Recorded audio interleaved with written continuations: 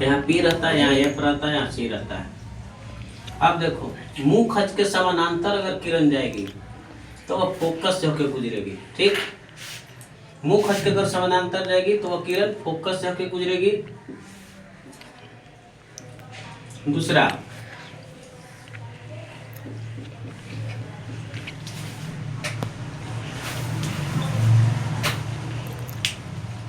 अगर हम फोकस से ले जाएंगे, कहाँ से, फोकस से, तो ये मुंह खच के समानांतर जाएगी। जो किरण फोकस से होकर आएगी वह मुंह खच के समानांतर जाएगी। 3 नंबर देखो,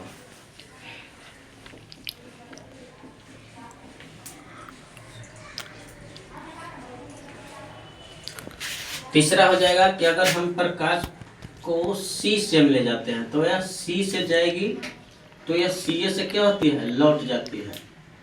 4 नंबर,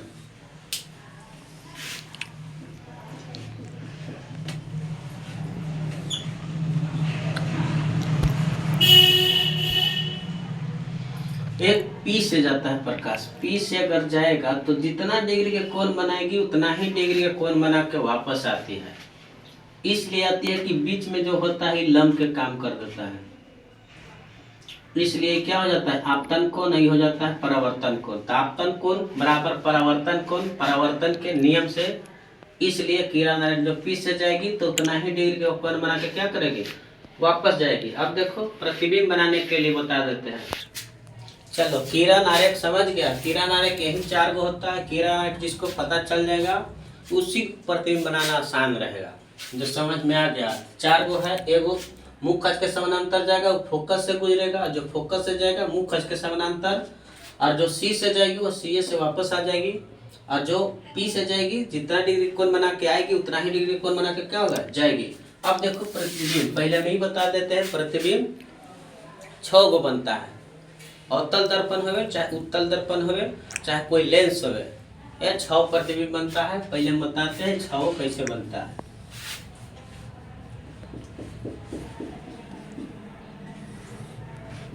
पी हो गया, एफ हो गया और सी हो गया, यहाँ अनंत हो गया। अनंत ऐसे दिखता नहीं, लेकिन हम लिखते हैं दिखाने के लिए।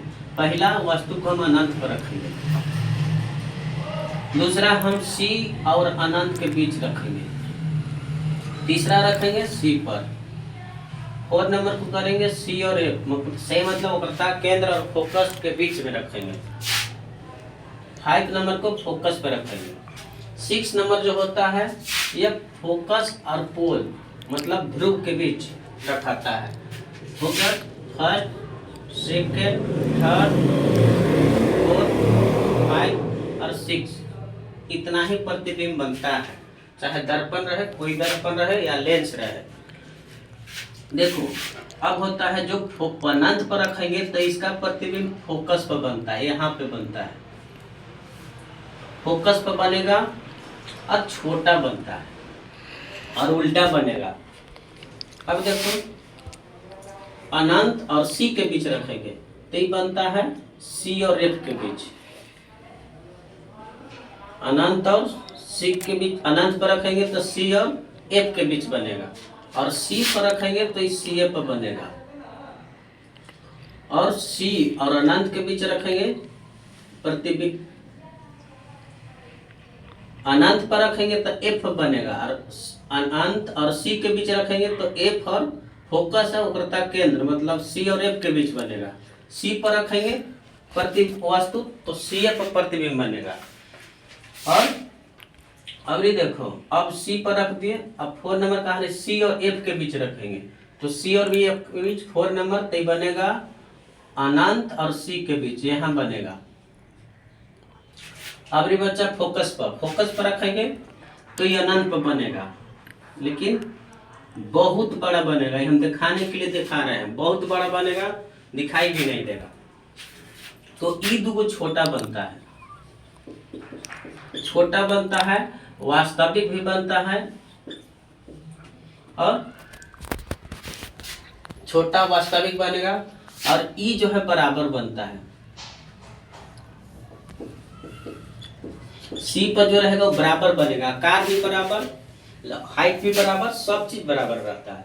और ई दूगो बड़ा बनता है, याद रखना कर, दूगो बड़ा दूगो छोटा एक बराबर। अब देखो एफ और पी के बीच जो रखते हैं वह दर्पण के पीछे बनेगा, और दर्पण के पीछे बनेगा ये बड़ा बनता है और काल्पनिक बनता है, वस्तु से बड़ा बनेगा और काल्पनिक बनेगा और सीधा बनेगा। जो काल्पनिक बनेगा वो सीधा बनेगा, और जो दर्पण के पीछे बनेगा काल्पनिक सीधा और बड़ा बनेगा, और जो इधर बनेगा वह दो गो छोटा बनेगा, बराबर बनेगा, और दो गो बड़ा बनेगा।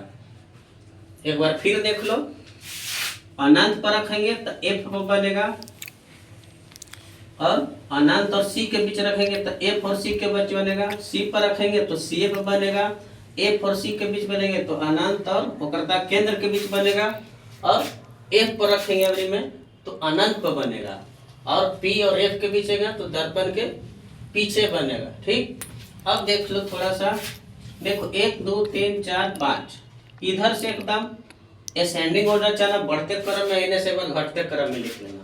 देख लो थोड़ा सा, ई फर्स्ट नंबर है तो फर्स्ट का ई है, फर्स्ट सेकेंड थर्ड फोर्थ और 5 उल्टा लिख देना, 1 के 1 2 के 2 और 3 के 3 है, और 4 के ये यहाँ 4 है, 5 के ई है 5 नंबर, और 6 वाला के एगो पीछे बनता है, 6 याद करना, 6 पीछे नंबर भी लिख सकता है चाहे याद भी कर सकता है।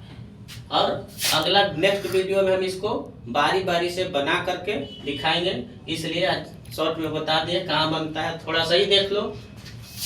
अवतल दर्पण, अभिसारी दर्पण और अनंतोदार दर्पण, तीनों नाम इसी का है। अभिसारी इसलिए कहते हैं कि सारा प्रकाश के किरण को एक ही तरफ जमा कर देता है।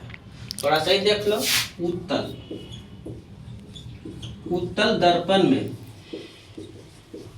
उत्तल दर्पण में हमेशा काल्पनिक प्रतिबिंब बनता है।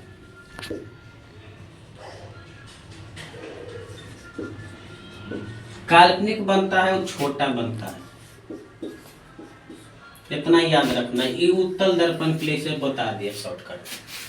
ठीक।